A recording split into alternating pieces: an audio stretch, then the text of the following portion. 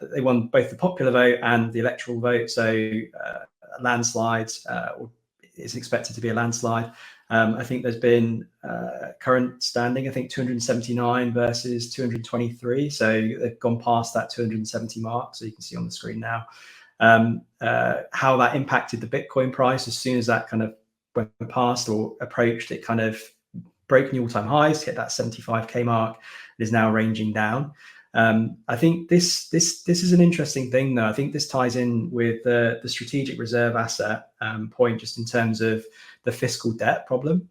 So if you look at the chart for the fiscal debt, that has escalated quite significantly over recent years, by and large due to kind of those recession periods. So it kind of the money printer gets turned on, and the spending goes up. So therefore that ends up in a deficit on an annual basis, which then accumulates to become this 35 trillion debt figure that we can see now. So you can see that on the screen, it's gone up to 35.46. There's actually a real-time image thing that I thought was pretty interesting. So if B-Check can just flick over to that screen.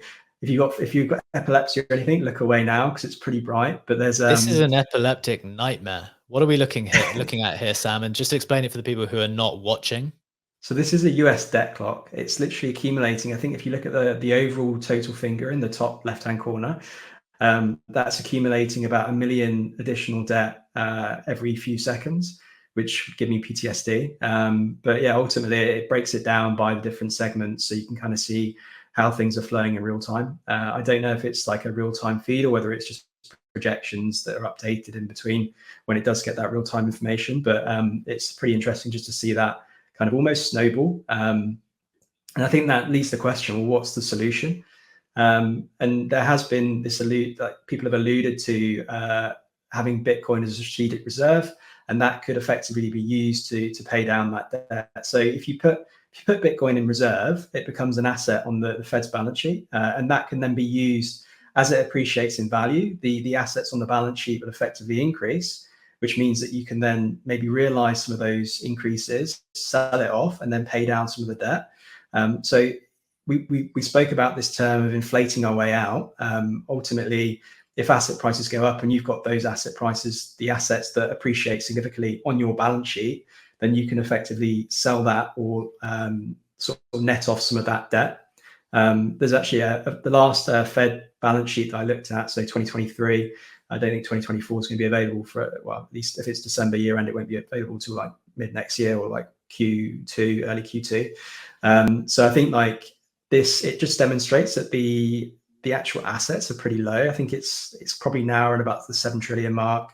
The deficit is, or the debt is significantly higher, which then leads to a net debt figure of 35 trillion that we're seeing today. However, if that Bitcoin gets added to the balance sheet, the Fed Reserve balance sheet, then you could effectively see that potentially increase over the next few years.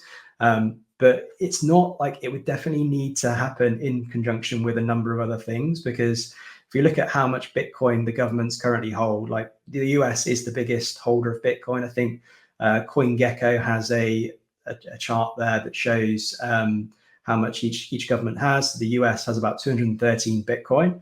So at the spot value of 75 or 74K, I think that's around about 15.7 billion. So it's nothing compared to what the actual deficit is. Now, even if that went up to like a 3 million mark, it still wouldn't, like 3 million per Bitcoin, it still wouldn't like make a dent in that deficit. So I think it would have to be done in conjunction with cost efficiencies, so like spending cuts, maybe tax breaks to boost economic activity, and therefore maybe some additional tax revenue from companies being more profitable, as an example, and then you can kind of pay down that debt over time. So it's definitely a long process of doing that. But by no means, I don't think that we should consider Bitcoin as a strategic reserve asset as being insignificant. I mean, if you look at the total market cap of Bitcoin, what you're looking at just over $1 trillion.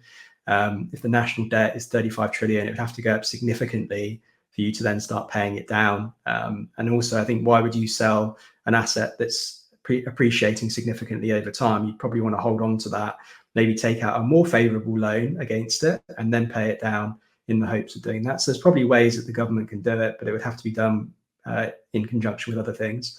The other thing that we've seen photos going around of Elon and next to Trump, and I don't know where it was, but he was being pegged as like this Department of Government efficiency person. So maybe he'll be involved in trying to get that debt down quite significantly. And we've seen a post going around about Elon being the #1 KOL for that. So it'd be interesting to see how that plays out. But I mean, he's got the audience on this platform, and it seems to be a pretty good place for real-time information. So as an American, those numbers are still so wild to me. Like the actual debt numbers. I like, Funky mentioned it a few weeks back. Like, you remember whenever it crossed a certain number and like people start getting crazy with it. I remember growing up, like, I think it was like 3.5 trillion was the number. And now you're saying 35 trillion. At the time when I heard it the first time, I was like, that's a lot of money. You just see like the images of like a stack of dollar bills, and then what it looks like is 100 and a million. And like, then you see trillion, you're like, oh, it can cover half of America. And then now you're at 35 trillion. That's like, still boggles my mind as an American.